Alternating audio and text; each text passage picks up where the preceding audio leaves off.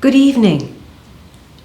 Oh, it's such a pleasure to see you tonight. Thank you for coming. My name is Clarissa Warner, and I was born in Massachusetts in 1798, and I came to Oswego with Mr. Warner and our 9 children in 1836. The trip only took 5 weeks, but it seemed like 5 months. We went through the Erie Canal, across the Great Lakes, and to the port of Chicago. In Chicago, we bought a wagon, some horses, and supplies, and set out on the final length of our journey to the Fox River. Some of our New York friends had settled in Bristol and Pavilion 1 or 2 years before we came. One of them handled the arrangements for the purchase of a claim located up the road from here on Waubonsee Creek. The swamps and the mudflats of Chicago left us completely unprepared for the breathtaking beauty of the Illinois prairie. Oh, I wish you could have seen it. Tall, wavy grasses, flowers, yellow, red, and white, as far as the eye could see. It was so much more beautiful than any of the reports we had heard in the East. When we located our claim, we were very pleased with it. It was situated in the midst of this beautiful prairie. The creek was crystal clear, and there were stands of oak and hickory trees along the bank. Beautiful as it all was, I soon found that raising 9 children, with another one soon to come, was not as idyllic as the surroundings. For one thing, there was no cabin on our claim when we arrived. So Mr. Warner and our neighbor, Mr. Pierce, proceeded to build one made of logs. While the house was being built, we lived out of the wagon. I cooked out of doors until the chimney was up. As soon as the house was built and all our belongings moved in, Mr. Warner turned all his attention to getting in the crops. The prairie had to be cleared, so he hired of a French trapper named, of the Au Sable timber. His name was Peter Pisha, but all the settlers called him Peter Specie. It was because he would only accept gold or silver as payment for his services. He was one of the more colorful characters known to the settlers, and he would sooner eat muskrat as pig, but we were all indebted to him for his many acts of kindness.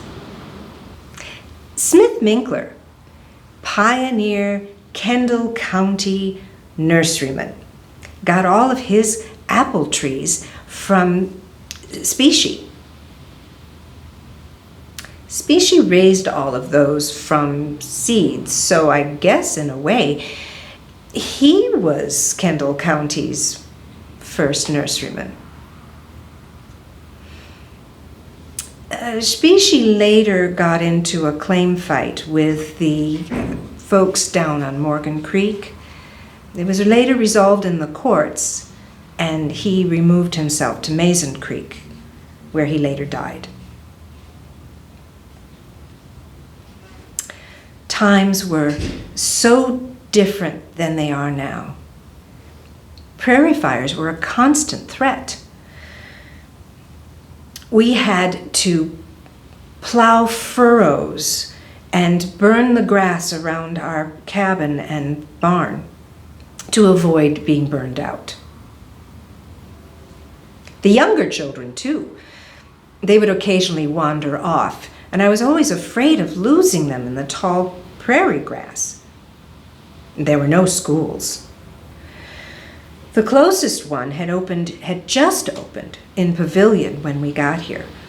Later, when one opened in Oswego, our Adeline was the first teacher. The stage on the road from Ottawa to Chicago passed by our farm 6 times a week. I sometimes took it to Ottawa to buy necessities we couldn't get locally. You couldn't get a pound of butter or cheese for 40 miles when we first got here. From our house, you could see the dust and hear the rumble of the cattle drives going to market in Chicago. Aside from that road, there were no real roads. Just a few Native American paths and trails from the settlers' wagons. Main Street in Oswego was one of those Native American paths. Weeds grew in between the wagon ruts, and there was a house in the middle of the street. Oh. We Warners had a heavily traveled path, now that I recall. It was the path between our house and the Pierces. You see, we had 4 very good-looking daughters, and the Pierce boys kept the grass beaten down very well. 2 of those boys became our sons-in-law. The Pierces and the Clark Warner family, who lived up the road, were the only neighbors that we had. My poor Mr. Warner was called back to the Lord when he was only 46 years old. I do believe that dear man worked himself to death trying to raise the necessary cash in order to purchase our claim from the government before it would come up for sale.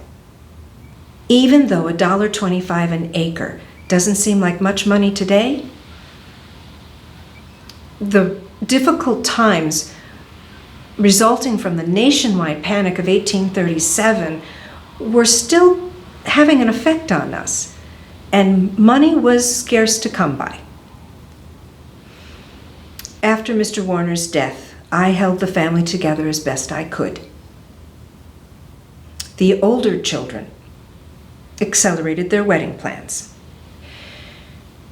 and I waited until they were all married and out on their own until I remarried to Mr. Elijah Morgan of Pavilion. Adeline moved to Ottawa, but the rest of our children stayed within this area.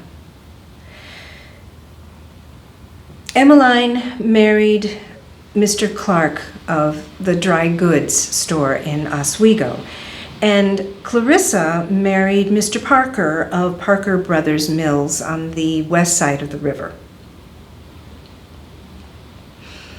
When I died, our sons were off in the Union Army, and my only regret was being denied the opportunity to tell them how much I loved them